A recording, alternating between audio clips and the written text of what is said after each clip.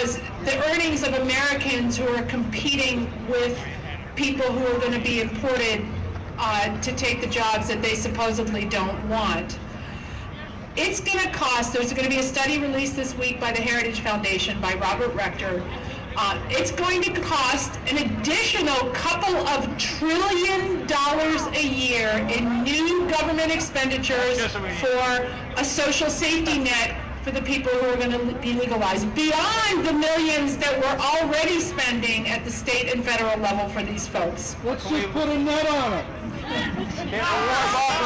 So we're going to strive, the president wants to extend the social safety net to them.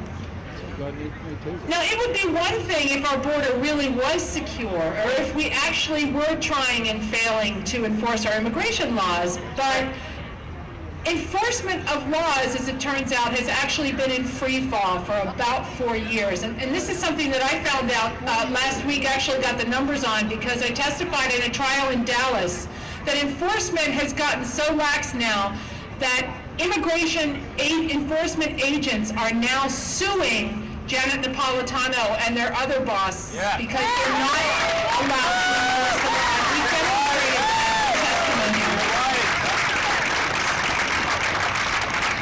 These folks also know that our fellow citizens who happen to live in the border areas feel that they have been completely sacrificed in this debate because the areas in which they make their homes have been treated like a sacrifice zone to the human smuggling and drug smuggling cartels that have now essentially occupied that part of our country.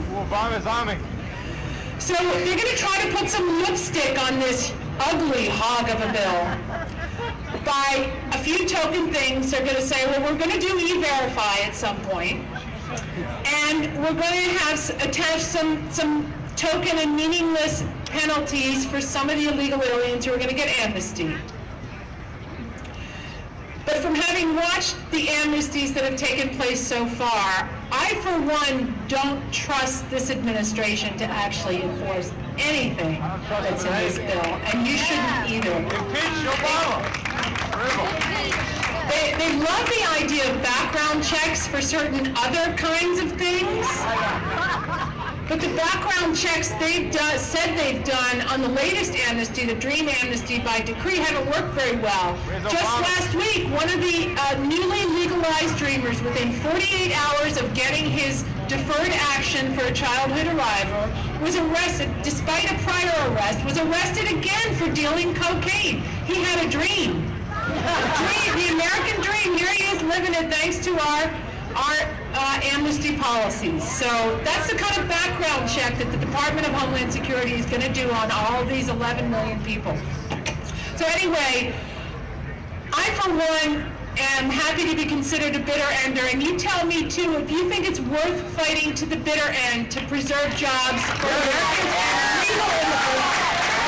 Is it worth fighting to the bitter end to keep taxes at a reasonable level so we don't spend ourselves into oblivion? Is it worth fighting to the bitter end to have a system that welcomes legal immigrants?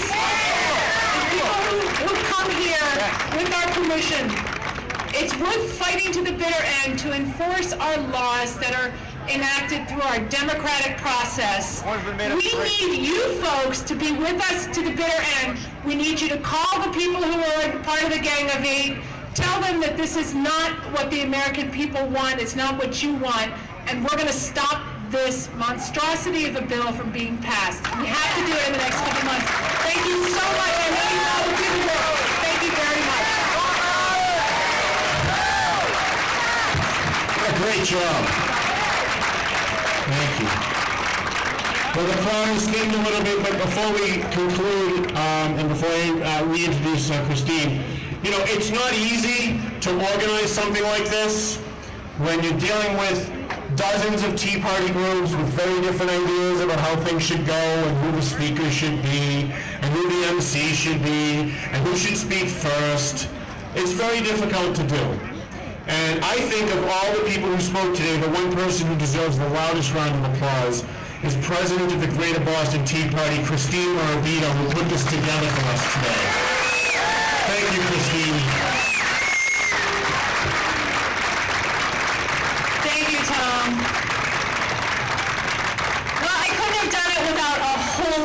help. And I like to surround myself with people that are way better than I am. So there's so many people behind the scenes here.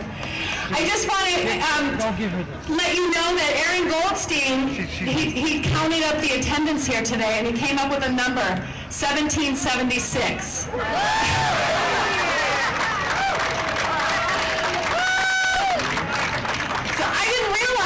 That we had no protesters here today until Tom mentioned it. The police have told us that they're actually kind of bored. So should we be offended that there's no protesters here? What's going on? So I just want to, again, thank everybody, thank everyone on the steering committee, the volunteers, the speakers, the band, People's Blowback. I didn't know if they were still back there. Oh, there they are. All the state tea parties that have helped us out and supported us throughout this whole thing. Thank you so much. Again, please visit the organization tents over here and the Greater Boston Tea Party tent in the very back. And I understand there's some interest in doing a march over to the State House. Is that true? Okay. Well, we need a volunteer to lead it. Mike Lamont? Yeah? Okay. You want to do it now? Yeah. All right. I just want to tell you, Todd Feinberg was supposed to be here today, and unfortunately he wasn't feeling well. He's a great speaker, and we love him, so we hope he's feeling better.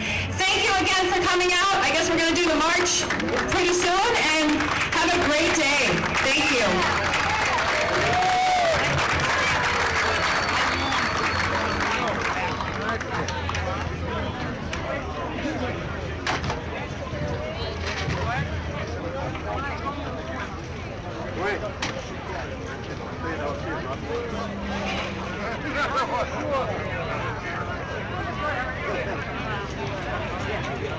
All right, everybody, ready to go?